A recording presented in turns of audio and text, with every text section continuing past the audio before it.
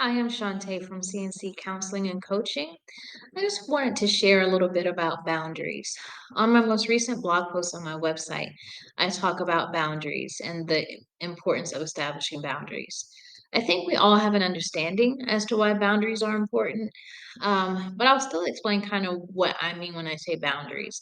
When I say boundaries, I'm thinking about making sure that people aren't crossing certain lines that make you feel uncomfortable, unsafe, or unhealthy. And a lot of times those boundaries aren't well established, or we haven't even thought about them as to what they are until they've been crossed, until we're in a position where, again, we feel unsafe, unhappy, unhealthy. Um, and then we start thinking about, ooh, what was that? What was that feeling? Why do I feel this discomfort? And again, it's because a boundary's been crossed. I think a lot of us can understand physical boundaries. Again, someone touching us in a way that makes us feel uncomfortable. But we don't really think about those emotional and mental boundaries that people can cross. You know, saying things that make us feel uncomfortable or unsafe or unsupported. That's a boundary. And we have friends or family members that will cross those boundaries, sometimes knowingly, but a lot of times unknowingly.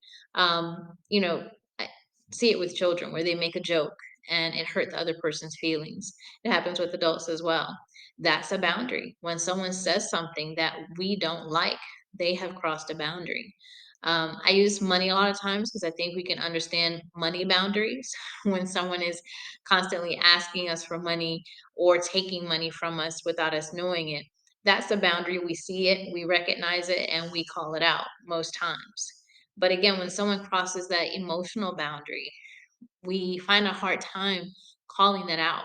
Usually because those that cross those boundaries are people that we care about. Those are usually friends, family members, or coworkers. A lot of times we think about our coworkers as not necessarily being people we care about, but we go to work with them every day. We see them every day. And so there is a relationship that's forming. And so when those boundaries can be crossed and hurt us emotionally as well. So, being able to recognize those boundaries, so that we can establish them, that would be my first step, my first recommended step for being able to establish a boundary. We've got to know what it is.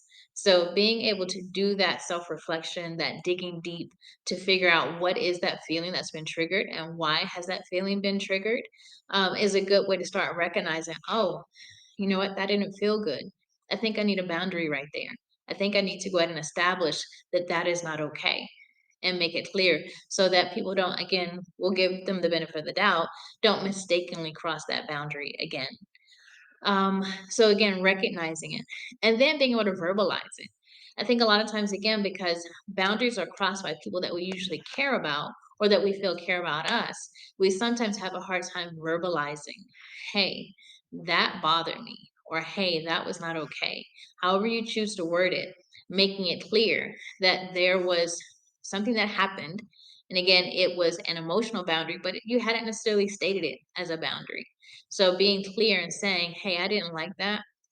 Please don't do that again. And if you care about me, then you'll respect that." And making that clear. And again, I think we worry that we may damage a relationship if we do that. If you damage a relationship by establishing a healthy boundary, then it wasn't a healthy relationship. It wasn't a relationship that you necessarily need to hold on to. And unfortunately, I think a lot of times, again, when we try to establish boundaries or think about establishing boundaries, we're worrying about losing people. And again, not necessarily that person isn't valuable to you, but you have to be just as valuable, if not more valuable to you in order to stay healthy and happy and being able to live the life that you want to live. So, again, recognizing the feeling and what triggered that feeling and recognizing, hey, I think I need a boundary there. Verbalizing that there is now a boundary in that place, whether it be financial, whether it be work, whether it be family, whether it be friends, establishing that boundary and making it clear. Unfortunately, I won't say unfortunately, it's fair. People can't not cross a boundary that has not been established. and you haven't established it if you haven't spoken it. So speak your boundaries, make it clear. I hope you find this information helpful. Definitely go to my website to read the post that I made in regards to boundaries at www.chante, CHANTE, CROSS.com.